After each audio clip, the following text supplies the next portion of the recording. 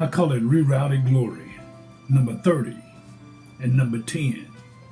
You see, Temple, today is not your place of tomorrow. Well, it's tough to talk about, but Jerode, Smokey Banks, and Cornelious, Weazy, Chiles were simply two overachieving African-American boys to men from humble beginnings.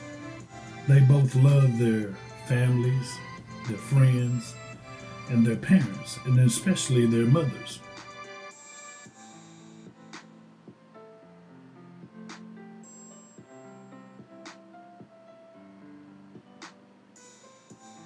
They both just happened to use basketball and athletics as a pathway out. They both had personalities unmatched by any of today's superstars. As I look into the eyes of the young people that I teach today, I continue to search for the next Weazy or the next Smokey.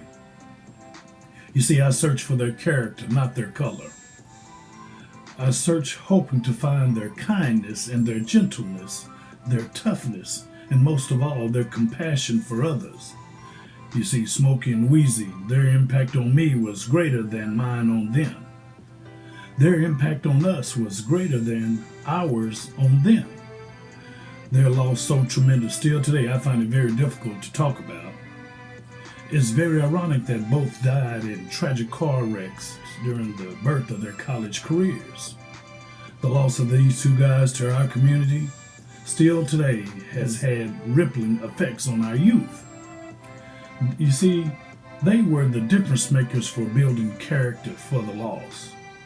They were the difference makers for the forgotten faces walking the sidewalks of low-income housing, such as the Mena, Crestview, Carver Homes, and those neighborhoods on the east side.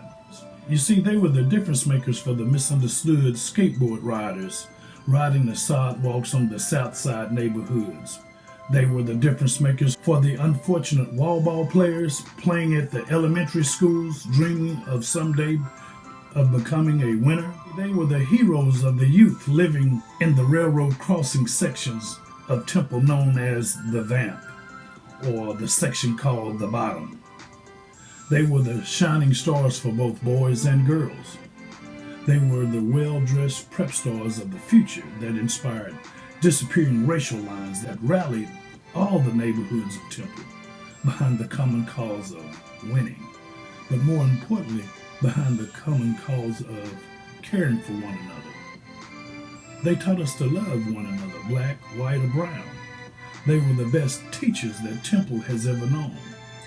As I see the struggles of my hometown, I often wonder, what if? What if? Well, their story has many chapters. It's very difficult because I had the pleasure to teach, coach, and mentor both of these guys. Selfishly, I had to come to terms that their purpose had been served. My personal pain, selfishness, and agony of the loss of these two young men should not be misunderstood. I hurt because of the lost, forgotten children.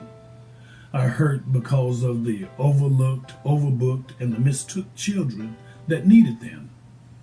Needed them as whole models, not as role models. You see, our children need someone to hold on to rather than someone to role play and not stay. Please allow me to elaborate for a moment and to ask a question. Where are you today? Are you a hold model? Who are you lifting up? Are you searching the eyes of those that you meet and greet and teach? Are you turning a blind eye to the needs of others? We have eyes to recognize injustice. We have ears to hear the needy calls. We have a nose to smell the aroma of love, peace, and happiness. We have a mouth to speak and to protect the muted, the financially strapped generation that's locked in poverty. Protection is needed for those that are beaten down, locked out, and entrenched. We live in an unfair system designed to keep somebody on the bottom so that someone can feel secure on top. We still must overcome this treachery. You see, it takes a village to raise a child. It's very difficult when we are constantly seeing neighbors failing to respect neighbors.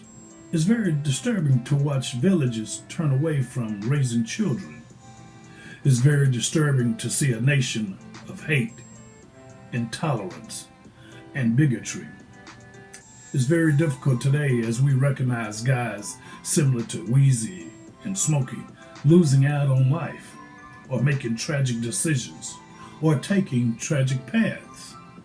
Our path that leads to the American dream has been tainted, disturbed, but not blocked. Our path has not been blocked. Tragic moments are happening every day at the speed of sound. Some of the responsibility must lie on our own laps because of misguided influences and misguided direction. But some of the responsibility must also lie on the laps of an unjust, unfair system. Let's make this clear. We must demand respect for our children and from our children.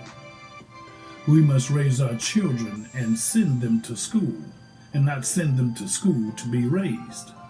We should replace that boy treatment with that man treatment of respect and honor. As America continues to live in denial, the next generation is in danger of being lost. As many Americans with denying eyes refuse to believe video evidence, as many other Americans believe their eyes and the video evidence, but deny their responsibility to change the pattern. How can we ask young folks to shut up and get busy when so many successful, fortunate voices are shutting down on their responsibility to get busy? We must stop shutting down and stepping down. You see, time has come for us to be judgmental of others and to judge ourselves. Time has come for us to angrily speak of despair and begin to make plans to repair.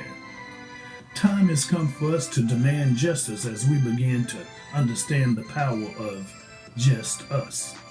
Time has come to fix and repair, and for the new America to be more fair. Time has come for us to quit using the misfortunes of others as a reason not to care. We must quit building prisons and start building visions. What's up, Weazy? What's up, Smokey? What do you think about this? You taught this lesson to us. Your purpose was served. Now it's time for us to serve our purpose every day. You see, I call these young brothers heroes, not to suggest that they were perfect, because they were not. But they're heroes because of their imperfections. They inspired their coaches, their teammates, their family, their hometown to believe that there was something greater out there. Temple, Texas. There is something greater out there. Have we become deaf to the voices of the needy because of the voices of dirty rappers and dirty politicians? Have we become blind to the tragic effects of poor decisions because of the acceptance of privileged entitlement of those in power? And finally, have we become fearful of truth and honesty because the sins of life offers commonality?